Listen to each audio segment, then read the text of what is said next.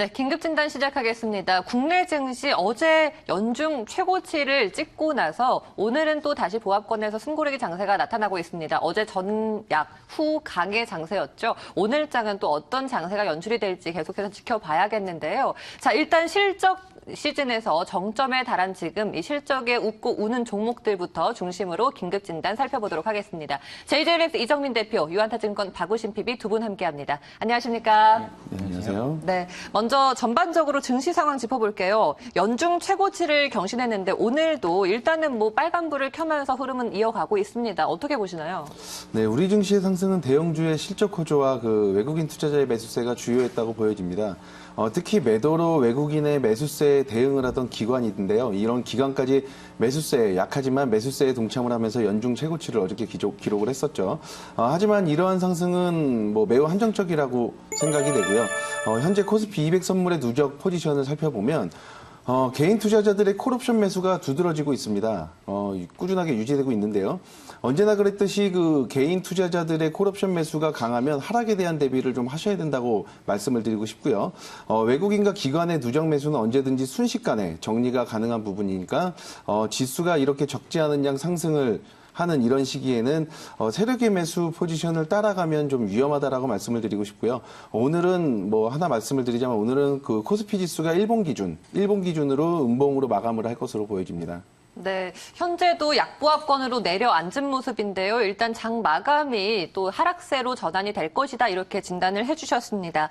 자, 일단 실적을 발표한 종목들 먼저 살펴볼게요. 조금 전에 기아차와 LG 디스플레이가 실적을 내놓았는데 먼저 기아차 보겠습니다. 실적의 기대치를 충족한다 이렇게 전망을 했었는데 기아차의 영업이익 전년 분기 대비 18.5% 증가한 것으로 집계가 됐습니다. 여기에 대해서 이 기아차 투자 의견 들어보도록 하겠습니다. OX 들어주시죠.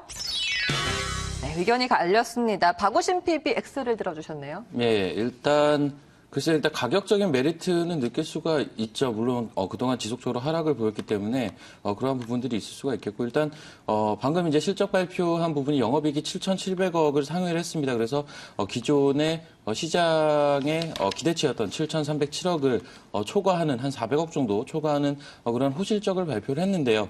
사실 그러함에도 불구하고 X를 든 이유 자체는 일단 주가라는 부분이 성장에 대한 그러한 부분들이 반영이 되는 그러한 종목들의 주가 상승이 굉장히 높을 수밖에 없는데 일단 기아차, 현대차도 마찬가지인데요. 사실 실적의 내면을 뜯어보게 되면 내수 판매에 조금 더 의존도가 높아진 그러한 부분들을 보실 수가 있습니다. 그래서 올 연초 생각을 해보시면 그 개소세 인하가 있었죠. 그래서 일단 내수 판매가 분명히 동사의 실적을 견인한 그러한 부분들은 맞지만 사실 기아차도 그렇고 현대차도 그렇고 과거부터 저퍼를 받았던 가장 근본적인 이유 자체는 이제 성장성에 대한 의구심이고요. 이 부분을 타개하기 위해서는 이제 작년부터 지속적으로 나왔었던 중국 시장에 대한 진출, 중국 시장을 바탕으로 해서 해외 시장에 대한 그러한 수출 물량이 증가를 해줘야 되는데 사실 이 부분 자체가 증가를 해주지 못하고 있거든요. 그래서 이 부분 자체가 하반기에 어떻게 보면 기아차의 발목을 잡을 수도 있기 때문에 현재 시점에서는 가격적인 메리트는 있지만 성장에 대한 의구심은 여전하다.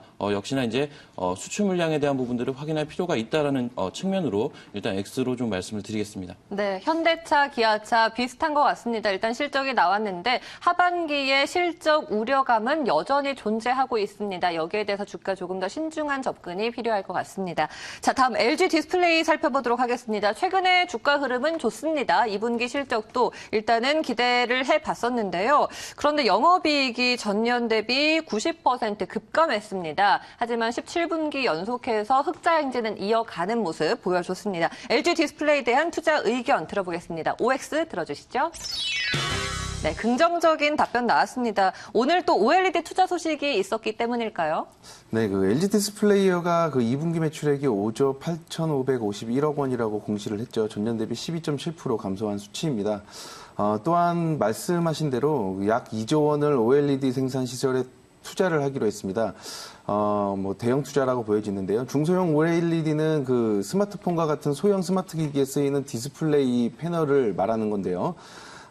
바로 이 중소형 OLED 패널이 LCD 패널에 이은 차세대 디스플레이 기술이라고 보시면 되겠고요. 바로 2분기 매출액이 좋지 않았지만 하반기에는 좋은 이익을 좀 전망해 볼 수 있을 거라고 생각이 됩니다. 특히 아이폰 7이죠. 아이폰 7용 패널을 생산하기 시작하는 등의 그 움직임이 활발해졌다고 볼 수 있겠고요. 그동안 원가 절감을 하면서 가격 하락을 방어해 왔었기 때문에 가격이 상승하면 스프레드가 크게 벌어질 수 있다는 장점이 있고 또 장기적인 측면에서 LG 디스플레이어는 매력적이라고 좀 생각이 됩니다. 예, 알겠습니다. LG 디스플레이 향후 투자 의견도 긍정적이다라고 짚어주셨습니다. 현대중공업이 이제 실적 발표를 앞두고 있습니다. 조선 빅3 중에서는 그나마 실적이 가장 좋을 것으로 점쳐지고 있는 상황인데요. 이 현대중공업에 대한 투자 의견 들어보도록 하겠습니다. OX 들어주시죠. 네, 대답이 갈렸습니다. 박우신 PB께서는 긍정적으로 보시나요? 예, 일단 현대중공업 아직 2분기 실적 발표를 안 했죠. 금일 발표할 것으로 현재 알려져 있는데 사실 시장의 기대치 한 1,000억 수준의 영업이익을 예상을 하고 있죠. 1,393억의 컨센을 가지고 있는데 지금 들리는 얘기 알게 모르게 시장 참여자들 대부분 굉장히 많이 듣고 있을 것 같은데요. 지금 연결 대상 회사로 나와 있는 현대 오일뱅크의 호실적이 예상이 됨으로써 지금 가이던스로 나와 있는 1,393억 훨씬 상회하는 굉장히 좋은 실적이 나올 것이다라는 얘기가 금일 오전부터 사실 시장에 퍼지고 있습니다. 그러다 보니까 사실 금일 시장에서도 4%, 3% 강세를 보여주는 모습인데요. 주가 자체는 사실 이러한 부분들이 어느 정도 반영이 되어 있다라고도 볼 수는 있겠지만 만약에 2, 4분기 실적 물론 이제 연결 대상 회사라는 거기에 기인한 실적이라는 부분들 자체는 다소간에 좀 마이너스 요인은 될 수가 있겠지만 현재 들리는 얘기만 생각하고 봤을 때는 굉장한 서프라이즈이기 때문에 그러한 부분을 감안했을 때는 동사 주가는 추가적인 랠리도 충분히 가능한 그러한 시점이 아닌가라는 생각을 하고 있고요. 마지막으로 이제 중공업 관련주들 쭉 보시게 되면 가장 먼저 호되게 이제 적자 폭을 밝혔던 그런 종목이 이제 현대중공업이고요. 이후에 삼성중공업이라든지 대우조선해양 추가적으로 이제 부실이 드러났었는데 역시 이제 먼저 매를 맞은 그러한 현대중공업 같은 경우는 빠르게 먼저 돌아서는 모습이고요. 그러한 측면에서는 충분히 추가적인 랠리도 가능하다로 말씀을 드리겠습니다. 네, 부진함을 빠르게 털고 나오고 있는 현대중공업, 현대오일뱅크 호재까지 더해지면서 향후 주가 전망도 밝다라고 짚어주셨습니다. 자, 이번에는 삼성물산 얘기를 해볼게요. 2분기 실적이 기대되는 종목 중에 하나입니다. 이 삼성물산 투자 의견부터 일단 들어보도록 하겠습니다. OX 들어주시죠. 네, 긍정적으로 나왔습니다. 이번에 이정민 대표께 여쭤볼까요? 삼성물산이 지난해 제일모직과 합병한 이후에 주가가 내려막기를 걸어왔었죠. 건설 부분의 저성장 기조가 지속되면서 그룹 지배 구조 개편 작업도 좀 지지부진했었습니다. 이러한 삼성물산의 2분기 실적이 좀 기대되는 전망인데요. 하지만 실적 개선이라는 재료가 사실 삼성물산의 강한 상승 모멘텀이 되어줄지는 약간 불확실성도 내포되어 있다고 생각은 합니다. 다만 기술적으로 분석을 해본다면 14만 5천 원 그 매물대까지 부근까지는 안착을 할 수 있을 거라고 보여지고요. 또한 악재를 어느 정도 털어가면서 이렇게 바텀업하는 종목 참 좋은 자리라고 보여지는데요. 최근 들어서 거래가 조금씩이나마 증가하고 있다는 점에서 긍정적인 검토를 해보자라는 차원에서 저는 오를 들었습니다. 네, 악재를 털고 다시 올라오고 있는 종목 삼성물산 꼽아주셨습니다. 저희가 또 긴급진단 첫 번째 특징주로 기아차를 살펴봤었는데 이 자동차 부품주들도 오늘 덩달아 실적 발표를 앞두고 있습니다. 현대모비스, 만도 각각 실적 전망이 어떨지 투자 의견부터 얘기를 좀 들어볼 텐데요. 박우신 PB께서 전망해 주시죠. 일단 현대모비스나 만도 대표적인 자동차 부품주라고 이제 분류가 되죠. 그래서 앞서 이제 기아차 같은 경우는 하반기에 대한 불확실성으로 일단 X를 좀 말씀을 드렸는데 굳이 이제 OX로 가르자고 한다면 현대모비스나 만도 세모에 조금 더 가깝지 않을까라는 생각을 가지고 있고요. 제가 사실 이 방송하면서 세모라는 얘기를 한 번도 한 적은 없는데 지금 모비스나 만도 같은 경우는 역시나 이제 완성차 업체들 자체가 하반기에 대한 불확실성이 상존하다 보니까 이러한 부분들은 부품주에까지 전이가 될 수 있는 부분은 분명히 있습니다. 하지만 만도 같은 경우가 이제 대표적으로 볼 수가 있겠는데요. 뭐 자율주행차라든지 전기차라든지 이러한 부분들로 인해서 추가적인 성장 프리미엄을 줄 수 있는 그러한 여지가 굉장히 높기 때문에 그러한 부분들 현대모비스나 만도는 완성차 업체와는 다르게 추가적인 플러스 알파를 줄 수가 있다. 멀티플을 조금 더 부여할 수 있는 요소가 있습니다. 그래서 그런 부분을 감안을 했을 때는 추가적인 성장도 가능하다로 볼 수가 있겠습니다. 다만 가격적으로 특히나 이제 만도 같은 경우는 이미 상반기에 굉장히 많은 주가 상승이 발생을 했기 때문에 과거 이제 역사적인 히스토리컬 PBR 밴드를 보게 되면 상단에 지금 현재 위치해 있거든요. 그래서 이러한 부분들을 공통적으로 봤을 때는 성장에 대한 부분은 분명히 플러스를 줄 수가 있겠지만 가격적인 밸류에 대한 부담이 있다. 그렇기 때문에 좀 세모로 좀 말씀을 드리겠고 일단 이렇게 말씀을 드리게 되면은 추가적으로 이제 기술적으로 눌리는 자리에서는 어떻게 보면 트레이딩은 충분히 가능한 그러한 자리라고 해석을 하시면 될 것 같습니다. 네, 현대모비스와 만도 긍정적인 전망은 나오지만 일단 가격적인 부담이 요인이 될 것 같습니다. 마지막으로 인터파크 얘기를 나눠보겠습니다. 최근에 개인정보 유출 사태로 일파만파 논란이 커지고 있습니다. 이 약관까지도 문제가 있었다라는 얘기가 나오고 있는데 인터파크 투자 의견이 다소 부정적일 것으로 예상이 되는데 일단 OX 들어주시죠. 네. 들어주시죠? 네, 역시나 부정적인 답변 나왔습니다. 인터파크 주가 흐름 어떻게 전망하시나요? 그 전산망 해킹으로 개인정보 유출된 인터파크인데요. 그 또 한 번 신저가를 찍었습니다. 해킹을 당한 고객 수가 뭐 무려 1,000만 명 이상이라고 정리가 되는데요. 당분간 인터파크의 영업이익에 충분히 타격을 줄 수 있는 그런 사건이라고 보여지고요.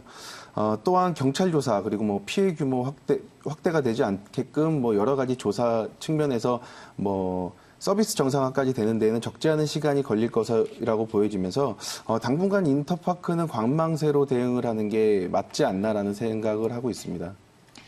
예, 알겠습니다. 일단 인터파크 조금 보수적인 신중한 접근을 해봐야 된다라고 말씀해 주셨습니다. 현재 시장 상황 보시면 코스피가 2027선에서 여전히 보합권 흐름을 이어가고 있습니다. 하지만 코스피 시장의 외국인의 수급은 계속해서 유입이 되고 있습니다. 14거래일째인가요? 현재도 444억 원의 매수세가 매수 우위를 점하고 있는 상황인데요. 이렇게 외국인이 계속해서 매수 랠리를 펼치고 있는데 앞으로는 어떻게 전망하시나요? 일단 외국인들의 매수 랠리 가장 근간은 환율에 대한 부분 항상 좀 생각을 하셔야 되는데요.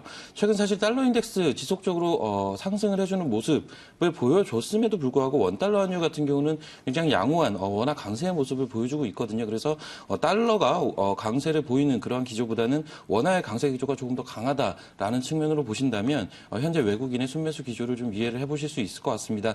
다만 박스 상단에 대한 부분 2,000포인트부터 2,050포인트까지는 굉장히 많은 그러한 매물이 이제 존재하고 있는 자리입니다. 그래서 작년 가을부터 지속적으로 상단 돌파에 대한 시도가 있었던 자리이기 때문에 이 부분에서는 어느 정도 박스권 횡보의 가능성이 굉장히 높아 보이고요. 역시나 이제 외국인의 매수 거기에 더불어서 기관의 매수가 더해져야지 이러한 박스권 돌파 시도가 나타나지 않을까라고 보고 있습니다. 예, 일단은 2020선대 중반 흐름을 보여주고 있는데 보다 시원하게 올라가려면 외국인의 수급이 더욱더 탄탄하게 뒷받침돼야 될 것 같습니다. 자, 그리고요, 또 현대차뿐만 아니라 어제는 SK 하이닉스도 실적이 나왔었는데 이 SK 하이닉스의 주가 전망 증권가에서는 좀 긍정적으로 보고 있나요? 뭐 반도체 부분에 대해서 IT 부분에 대해서 긍정적인 전망을 내놓는 건 사실인데요. SK 하이닉스도 그렇지만 여러 가지로 반도체 부분에 있어서 좀 더 관망세, 좀 보수적인 측면에서 접근해야 되는 것이 맞다라고 생각이 됩니다. 그 기관의 그 외국인의 그 매수세와 더불어서 아까 말씀하신 대로 기관의 매수세가 확연하게 두드러지게 보여야만 뭐 주가 상승의 여력이 좀 남아 있다라고 보여지고 있습니다. 네, 역시나 수급적인 요건이 잘 충족이 돼야 될 것 같습니다. 오늘 긴급 진단 두 분 말씀 여기까지 듣겠습니다. 고맙습니다.